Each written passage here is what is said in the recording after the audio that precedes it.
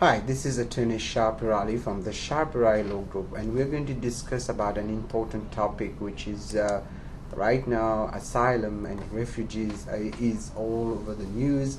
But for those who have already obtained an asylum in the United States or have a pending asylum case, many of them want to travel to see how the family is doing, and they want to know if they can travel and what are the requirements for someone who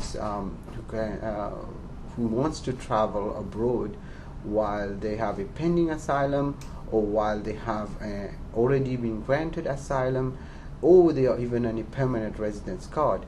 What are the risks, and what should you be careful what you should be careful about as an asylee when you're traveling? So I have made the slides that covers this topic, but I'm going to talk a little bit about to explain what we are talking about here. First of all, who needs to travel? Who needs the travel documents? In order for you to travel, you need something called travel documents. And asylum applicants, asylee, and lawful permanent residents who obtain such status based on their asylum status are subject to special rules with regard to traveling outside the United States. And this video is and also the slides that accompany the video are going to kind of guide you what you need to do before you travel, and also caution you why you should not travel or travel, and when you should travel. First of all, in order for those who want to travel while their asylum are pending, have to get what we call an advance parole. The advance parole form I-131 can be filed from the USCIS website, but caution here, I don't recommend anybody to travel while their asylum case is pending, because many of them have accrued what we call unlawful presence. And if you have accrued more than 180 days unlawful presence, you might not be able to come back for 3 years, even if you have a pending asylum case. I repeat that. My recommendation for those who have an asylum case pending, do not travel, even though the law allows you to do that, because it's very risky.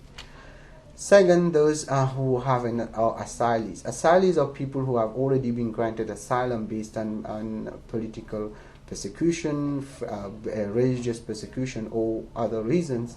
Those people have been already done their interview, and they have already been granted you are now an asylee in the United States. This allows you to work actually, but traveling, you still need your travel documents, of course.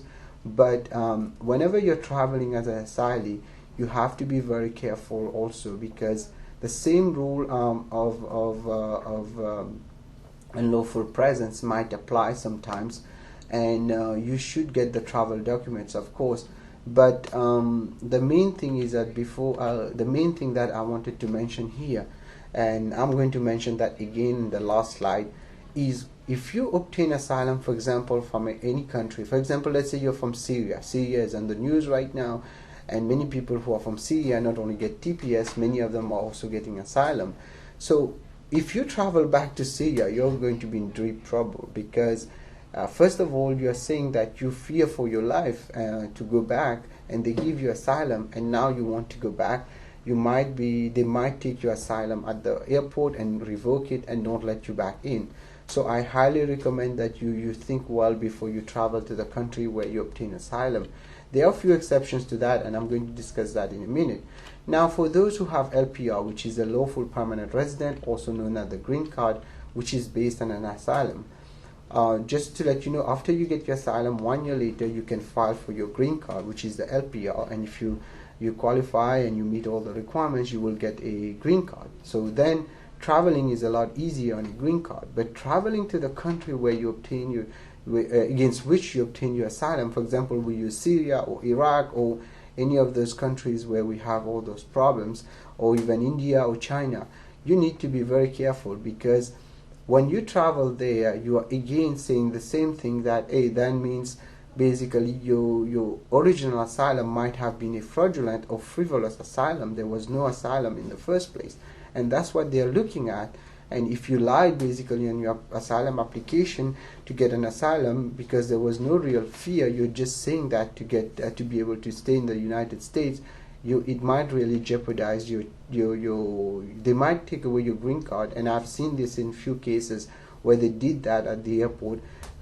For many people, especially few people who got asylum against India, they had their documents taken away at the airport, and they were sent in deportation where they had to reprove their case. So this is now the slide covers the possible consequences of returning on a country where you claim persecution. So this is under INA section 208C2, where an individual underlying asylum status may be terminated if the individual has already become a permanent lawful resident. That means even if you're a green card holder, they can terminate it if you keep traveling to the country where you say you fear to go back, because it makes logical sense that you should not go back there. However, there are some exceptions. Of course, one of the exceptions is that their country conditions have changed, and you have things are not basically the same. For example, you obtained asylum a few years ago, and the government has changed. Things are getting better out there. And for example, let's say in some cases like in Afghanistan, an example, and again you cannot use that example, I'm just giving that. For example, there was a Taliban ruling and you got asylum against Taliban specifically, and then now you're saying, okay, America is doing well with Afghanistan, so you should be able to go there. In those situations, you might get away with it, but I still recommend that you don't travel there, because your life might actually be in danger. So why would you take the chance? But if you have to, you're traveling, you have to be able to explain that now the conditions have changed and you're going there without basically jeopardizing the chance of asylum, because you never committed fraud in the first place. It was just situations have changed, etc. So based on all this, this was taken, by the way, from the asylum fact sheet that was written, I think, in 2006. It has not really changed right now. The rules has not really changed, and we recommend caution to all our asylum to all our clients who were granted asylum, and to all the people listening to this video and audio, I should say, with the presentation. But I will recommend that you talk to a lawyer before you go, and make sure